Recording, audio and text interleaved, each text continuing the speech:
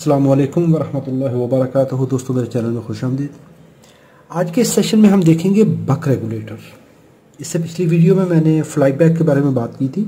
ये जितनी टोपोलॉजीज़ होती हैं, यानी जिसमें हम डीसी वोल्टेज को एसी में कन्वर्ट करते हैं, वो कौन से तरीक़ाकार हैं, उनको स्टेप वाइज बारी बारी हम देखते जाएंगे। तो आज के इस सेशन में जो सबसे बेसिक टेक्निक है वो हम देखेंगे कि बक रेगुलेटर क्या है। ये इस तरह करके मॉड्यूल होता है। ये तो मॉड्यूल है, ये कोई सर्किट भी हो सकता है। ये बहुत छोटा सा कंपोनेंट लगा के, एक ट्रांजिस्टर और कुछ एक छोटी सी आईसी लगा के, और ये बक कन्वर्टर आईसी बजाते खुद छोटी होती हैं, तो मुख्तलिफ जगह पे ये स्टेप डाउन करने के लिए डीसी को स्टेप डाउन किया जाता है। अभी डीसी को कई तरीके से स्टेप डाउन किया जा सकता है। हम वोल्टेज डिवाइडर लगा सकते हैं, रेजिस्टर वाले, उस पर लीनियर रेगुलेटर लगा देते हैं। 7805 है, 78012, 7812 है, LM340 है, LM317 है, LM109 है। मुख्तलिफ किस्म के हम वेरिएबल रेगुलेटर भी लगा सकते हैं। उनमें और इसमें क्या फ़र्क है, हम इसको तफसील से इनका खुलासा करेंगे।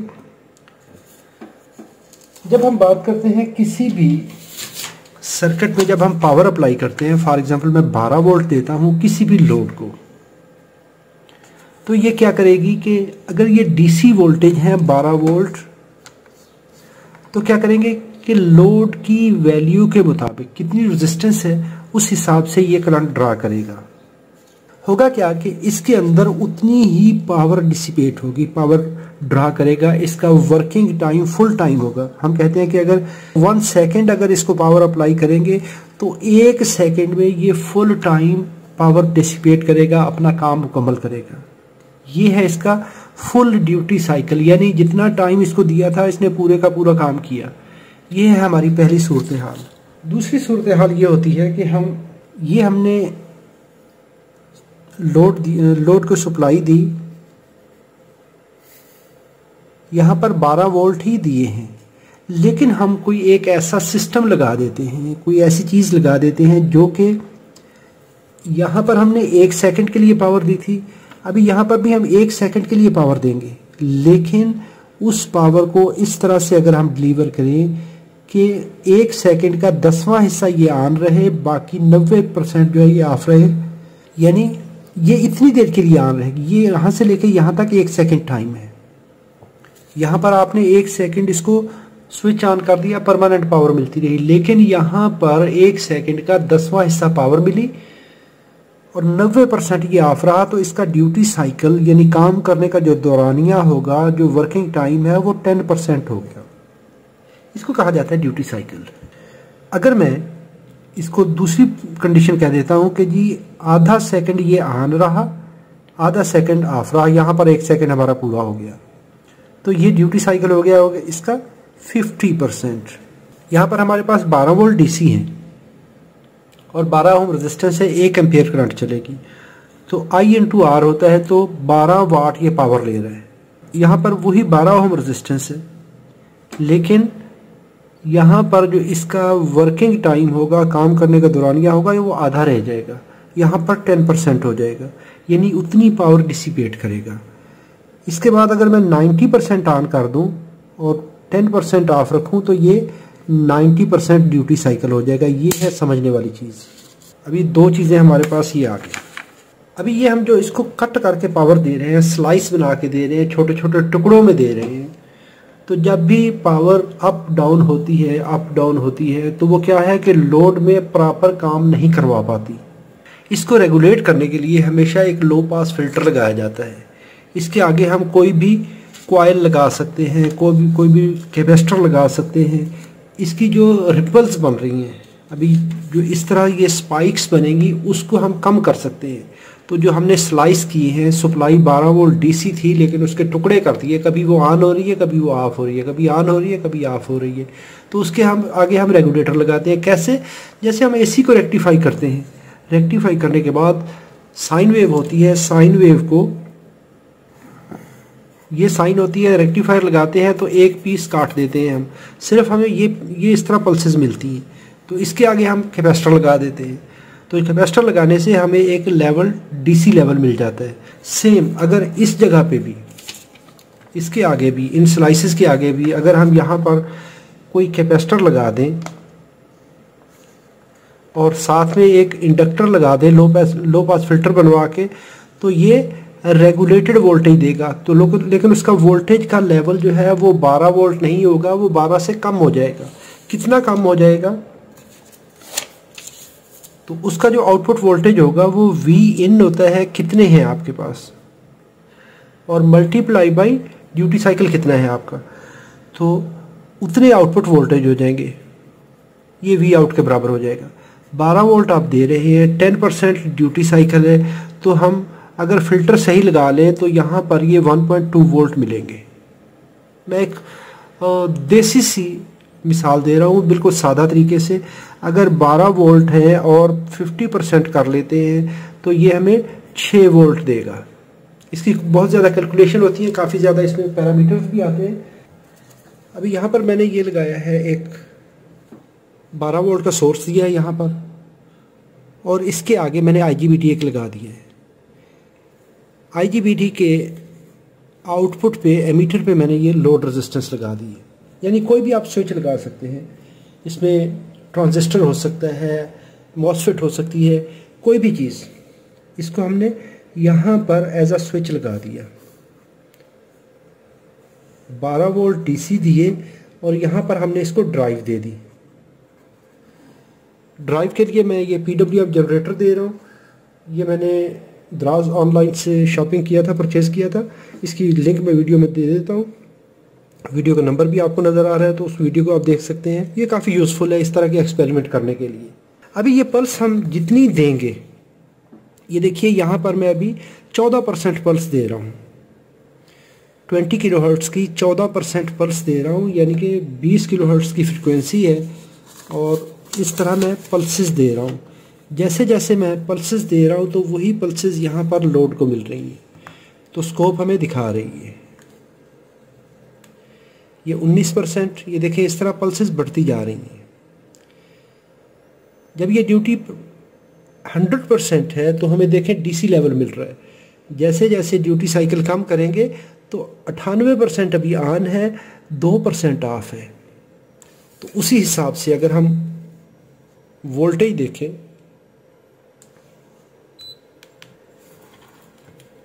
ये मैं लोड के अक्रॉस ही इसको मल्टीमीटर को लगा देता हूँ, तो ये देखें 4.8 वोल्ट मिल रहे हैं। अभी इसका मैं ड्यूटी साइकिल कम करता हूँ। जैसे जैसे मैं देखें ड्यूटी साइकिल कम कर रहा हूँ, 36% पे लाया हूँ तो 1.6 वोल्ट मिल रहे हैं। जैसे जैसे हम ड्यूटी साइकिल कम कर रहे हैं, पल्स का दौरानिया कम हो रहा है, उसी हिसाब से ये जो हमने कहा था कि कितने सप्लाई वोल्टेज हैं, सप्लाई वोल्टेज है हमारे पास 12 वोल्ट, लेकिन 12 को ड्यूटी साइकिल के साथ जब आप करते हैं तो आउटपुट में देखें 20% पे 0.7 वोल्ट मिल रहे हैं। साथ में IGBT हमारा ड्रॉप कर रहा है, सीरीज स्विच है। तो ये एक तरीकाकार है कि हमने यहाँ पर सप्लाई दी और यहाँ पर हमारा लगा हुआ है लोड।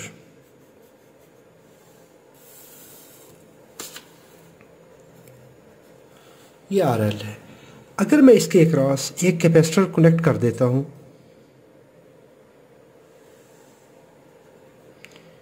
ये वाला, तो ये कैपेसिटर कनेक्ट करने से क्या होगा कि ये जो हमारी रिपल्स हैं ये कम हो जाएंगी। अभी हमारे लोड को रिपल्स मिल रही हैं। यहाँ पर इसका कैपेसिटर का एक एंड हम करते हैं ग्राउंड,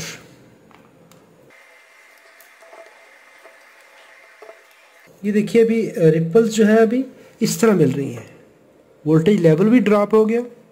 जब ये नहीं था तो ये मल्टीमीटर हमें ट्रू RMS वोल्टेज बता रहा था और यहाँ पर हमें रिपल्स नज़र आ रही हैं। जैसे ही मैंने इसको ग्राउंड किया तो ये रिपल्स का जो लेवल है ये कम हो गया, अभी भी रिपल्स हैं। अगर हम डायरेक्टली कैपेसिटर कनेक्ट कर देते हैं, इसका नुकसान क्या होता है कि कैपेसिटर को फास्ट चार्जिंग फास्ट डिस्चार्जिंग मिलती है।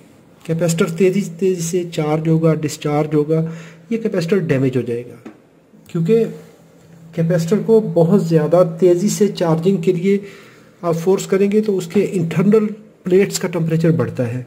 उसके लिए क्या किया जाता है कि इसके सीरीज़ में इंडक्टर लगा दिया जाता है। इससे ये होता है कि इस कैपेसिटर को जो करंट, चार्जिंग करंट मिलेगी वो रुक के मिलेगी। क्यों? कि जैसे ही हम हाई फ्रिक्वेंसी पे एक इंडक्टर लगाते हैं, चलिए मैं इंडक्टर कनेक्ट करता हूँ। ये इंडक्टर इसका अपना नहीं है, ये मैं एक आम EMI फ़िल्टर जो होता है वो लगा रहा हूँ सिर्फ एक्सपेरिमेंट करने के लिए, ताकि हमें इसका आइडिया हो सके। तो इंडक्टर को मैं यहाँ पर कनेक्ट कर रहा हूँ। अभी मैंने इसके सीरीज़ में मैंने इंडक्टर लगा दिया, तो अभी देखिए रिपल्स ख़त्म हो गई हैं। तो जो वोल्टेज पहले डायरेक्टली कैपेसिटर पे जा रहे थे, अभी वो कम होके तो टोटल 50 मिली वोल्ट ये बचे हैं। अभी जैसे जैसे मैं ड्यूटी साइकिल बढ़ाऊंगा तो ये देखें 2 वोल्ट हो गए। यहाँ पर मैंने ड्यूटी साइकिल बढ़ाया, 2 वोल्ट हो गए। ड्यूटी साइकिल कम करूंगा, देखें लेवल भी स्टेबल हो गया। अभी होता क्या है, जैसे ही हम 12 वोल्ट का सिग्नल देते हैं, टर्न ऑन होता है यहाँ पर, तो इस इंडक्टर के इस एंड पे पॉजिटिव पोटेंशियल आता है, ये एंड हो जाता है उस वक्त नेगेटिव। तो जो करंट हमने यहाँ पर अप्लाई की, अभी इसको साथ साथ देखते जाते हैं। जैसे ही हम गेट पे पल्स देते हैं, ट्रांजिस्टर ऑन होता है। इसके ऑन होने से सप्लाई गुजरती है, इंडक्टर का ये एंड पॉजिटिव, ये एंड नेगेटिव, और सारी की सारी सप्लाई इस पे पहुंच जाती है। क्यों? कि आगे लोड भी कनेक्ट है और ये कैपेसिटर भी चार्ज हो रहा है। तो ये इंडक्टर उस वक्त इंडक्टिव रिएक्टेंस देता है और उसके अंदर मैग्नेटिक फील्ड ऐसे फैलता है। जैसे जैसे वो फैल रहा होता है तो इसकी करंट आहिस्ता आहिस्ता बढ़ती है। जैसे ही ड्यूटी साइकिल ऑफ पीरियड पे पहुंचा, उस वक्त क्या हुआ, यहाँ से करंट चलना बंद हो गई। पहले अभी करंट चली थी ये वाली इस तरह और इस तरह, यानी ये करंट वोल्टेज, ये आपने गेट पे सिग्नल दिया, इंडक्टर पे वोल्टेज आए, लेकिन इंडक्टर की करंट जो है वो आहिस्ता आहिस्ता बढ़ी ऐसे। तो इस तरह से जब करंट बढ़ी, इसकी लेवल अपने इसने पूरा किया, करंट फुल हो गई। इसके बाद ऑफ टाइम आया। जैसे ही ऑफ टाइम आया तो यहाँ से करंट चलना रुक गई। इसका अपना मैग्नेटिक फील्ड जो है वो सिकुड़ेगा। जैसे ही ये मैग्नेटिक फील्ड सिकुड़ेगा तो इसके सिकुड़ने की वजह से इसका ये एंड नेगेटिव हो जाएगा और ये एंड पॉजिटिव हो जाएगा। क्यों? इंडक्टर में जब करंट क्लोज होती है, इंडक्टर में करंट रुकती है, तो इसका मैग्नेटिक फील्ड सिकुड़ता है। जब सिकुड़ेगा तो ये अपनी वाइंडिंग को कट करेगा। जैसे ही कट करेगा तो ये अप्लाइड वोल्टेज के रिवर्स पोलैरिटी में वोल्टेज पैदा करता है। तो होगा क्या, ये एंड नेगेटिव हो जाएगा, ये एंड पॉजिटिव हो जाएगा। तो उस वक्त कंडीशन ये होती है कि ये ऑसिलेशन में जाता है, रिपल्स देता है। उस चीज़ से बचाने के लिए यहाँ पर एक डायोड लगा दिया जाता है। अब इसके लगाने का फ़ायदा क्या होगा? डायोड इस पोलैरिटी में लगाया जाता है कि जब ये ऑन होगा, पॉजिटिव सप्लाई जाएगी, तो ये डायोड रिवर्स बायस होगा, ये यहाँ से पाथ नहीं देगा। लेकिन जैसे ही मैग्नेटिक फील्ड कोलैप्स हो रहा होगा, ये एंड नेगेटिव होगा, तो ये भी यहाँ से करंट फ्लो करवाएगा और हमारे लोड को बैकअप देगा। अभी देखिए, पहले है 0.291 वोल्ट, अभी 1.8 वोल्ट हो गए। हमने यहाँ पर वोल्टेज दिए थे, सप्लाई वोल्टेज के इक्विवेलेंट वोल्टेज दिए थे, और वो ड्रॉप होके आए 1.9 वोल्ट। जैसे ही मैग्नेटिक फील्ड कोलैप्स हो रहा है, हमने ये डायोड लगाया। डायोड लगाने से यहाँ से जो नई करंट चलती है वो चलती है इस इंडक्टर से उसी डायरेक्शन में लोड के अक्रॉस, और ये एक करंट हमारी ये चली थी बाहर से जो कि बैटरी से थी, दूसरी करंट ये चलती है इस इंडक्टर और इस डायोड की वजह से। अभी आप जैसे जैसे इसके वोल्टेज बढ़ाएंगे, जितने स्लाइसेस ज़्यादा करेंगे, देखें वोल्टेज उतने बढ़ रहे हैं। यहाँ पर मैंने जब 20 किलोहर्ट्ज़ पे 69% ड्यूटी साइकिल दिया है तो 3 वोल्ट आपको मिल रहे हैं। रेगुलेटेड डीसी वोल्टेज हैं। जब 99% दिया है तो 4.6 वोल्ट आपको रेगुलेट होके मिल रहे हैं। फ्रिक्वेंसी बढ़ाएंगे तो इसके फ्रिक्वेंसी के बढ़ने से भी वोल्टेज हमारे कम भी होंगे, ज़्यादा भी होंगे। ये डिपेंड करता है कि इंडक्टर की वैल्यू क्या है, क्रिटिकल इंडक्टेंस कितनी है। यहाँ पर देखिए फ्रिक्वेंसी चेंज कर रहा हूँ तो इंडक्टर के हिसाब से यहाँ पर मुझे 4.9 वोल्ट मिल रहे हैं।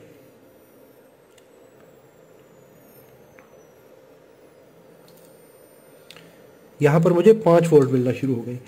ये है बगैर फीडबैक के बक रेगुलेटर। अगर हमारे पास कुछ ऐसा सिस्टम हो कि जिसकी मदद से हम फीडबैक को, ये जो वोल्टेज यहाँ पर बन रहे हैं, इन वोल्टेज को मॉनिटर करें, यहाँ से लाके इसको ड्राइवर को दोबारा दे दें। ये जो मैंने मैनुअल ड्राइवर लगाया है अपने हाथ से एडजस्ट कर रहा हूँ। तो अगर हमारे पास कुछ ऐसा सिस्टम हो जिसकी मदद से हम इन वोल्टेज को मॉनिटर करें और वो खुद कार तरीके से इस PWM पल्स की ड्यूटी साइकिल को एडजस्ट करें ताकि हमें रेगुलेटेड वोल्टेज मिले। अगर हमारा ये लोड रेजिस्टेंस छोटा है तो उसकी वजह से वोल्टेज अगर ज़्यादा हो रहे हैं तो ये उसको कम कर देगा। अगर आप लोड बड़ा लगा रहे हैं उसकी वजह से वोल्टेज बैठेंगे तो ये सिस्टम ऑटोमेटिकली, फीडबैक सिस्टम इसको ऑटोमेटिकली बढ़ा के आपके रिक्वायर्ड वोल्टेज के बराबर कर देगा। यानी आपको चाहिए 5 वोल्ट, उस पर आप अगर 100 मिली एम्पेयर का लोड लगाते हैं तो वो 5 ही रहने चाहिए, वो 5 से 5.25 नहीं होने चाहिए। अगर आप लोड लगाते हैं 1 एम्पेयर का, अगर इसकी कैपेसिटी 1 एम्पेयर है तो 1 एम्पेयर का लोड लगाने से उसके वोल्टेज 4.5 नहीं होने चाहिए। ये खुद ब खुद उसको इंक्रीज़ करके आपको वही वोल्टेज देगा जिसके लिए ये डिज़ाइन किया गया है। ये है सिस्टम फीडबैक का। तो आने वाली वीडियोस में इसको हम इन डिटेल देखेंगे और भी इसके जितने पैरामीटर्स हैं उनको भी देखेंगे, प्रैक्टिकली इसको डिज़ाइन भी करेंगे। इस तरह के मॉड्यूल को इस्तेमाल करते हुए इस तरह के एक्सपेरिमेंट कर सकते हैं। यहाँ पर देखिए ड्यूटी साइकिल बढ़ाने से वोल्टेज बढ़ रहे हैं। इसकी टाइमिंग डायग्राम देख लें। जब आपने गेट ट्रिगर पल्स दी, इंडक्टर को वोल्टेज मिले और उसमें से उतनी करंट बढ़ना शुरू हो गई क्योंकि इसका मैग्नेटिक फील्ड फैल रहा होता है। और साथ में देखें तो लोड में उसी डायरेक्शन की करंट चल रही होती है इस तरह से। अभी जैसे ही ड्यूटी साइकिल ऑफ होगा, क्योंकि हम ये पल्स दे रहे हैं इस तरह करके, ऑन ऑफ, तो जो ऑन पीरियड है उसके अंदर तो ये करंट चल रही, जैसे ही ये ऑफ होगा तो इंडक्टर का जो मैग्नेटिक फील्ड है वो कोलैप्स होगा, तो वो अपनी ही वाइंडिंग के अक्रॉस रिवर्स वोल्टेज बनाता है। वो रिवर्स वोल्टेज आप यहाँ से चला लेते हैं। पहले देखिए ये एंड पॉजिटिव था क्योंकि पॉजिटिव स्विच से गुजर के डायरेक्टली यहाँ पे आ रहा है, तो नेगेटिव वोल्टेज इस लोड के थ्रू ये नेगेटिव पोटेंशियल्स को मिल रहा होता है। ये समझ लें कि एक सीरीज रेजिस्टेंस है हमारी, क्योंकि जो इंडक्टर होता है जब उसको हम कनेक्ट करते हैं एसी के अंदर तो वो इंडक्टिव रिएक्टेंस देता है। तो इंडक्टिव रिएक्टेंस जो है वो एक्चुअल एक रेजिस्टर का नाम ही है जो कि फ्रीक्वेंसी, हाई फ्रीक्वेंसी के ऊपर एक इंडक्टर दे रहा होता है। जैसे ही मैग्नेटिक फील्ड कोलैप्स होगा ये वोल्टेज रिवर्स पोलैरिटी में बने, डायोड, फ्री व्हीलिंग डायोड ने पाथ दिया, लोड में करंट चली और ये करंट भी उसी डायरेक्शन में होती है। और इसका जो फ्रीक्वेंसी एडजस्ट की जाती है, फ्रीक्वेंसी, करंट और ये इंडक्टर वैल्यू, ये सारी चीज़ें मिला के तो फिर हमारा जो रेगुलेटर बनता है। फिर आप उसको फीडबैक एडजस्ट करवाते हैं। इसके लिए 3463 है और मुख्तलिफ आईसीज़ हैं जो कि बक रेगुलेटर में इस्तेमाल की जाती हैं। इसमें आइसोलेशन नहीं होती, यानी आपको आइसोलेटेड वोल्टेज नहीं देता। इसमें हम डायरेक्टली जो सप्लाई होती है उसको स्लाइस करके, उसके स्लाइसेस बना के, पीसेस बना के अपनी मर्जी के हिसाब से जितनी हमें रेगुलेशन चाहिए इस फिल्टर से गुजार के लोड को दे रहे होते हैं। उम्मीद करता हूँ वीडियो अच्छी लगी होगी, मालूमाती होगी। मालूमाती है तो लाइक कीजिए, कोई सवाल हो तो कमेंट में लिखिए। अपना और अपने प्यारों का बहुत सारा ख्याल रखिए। अल्लाह रब्बुल इज़्ज़त आप सबको अपनी हिफाजत में रखे, हर परेशानी, हर मुश्किल, हर तकलीफ़ से महफूज फरमाए। खुश रहें, खुशियाँ बांटें। अस्सलामु अलैकुम व रहमतुल्लाहि व बरकातुहू।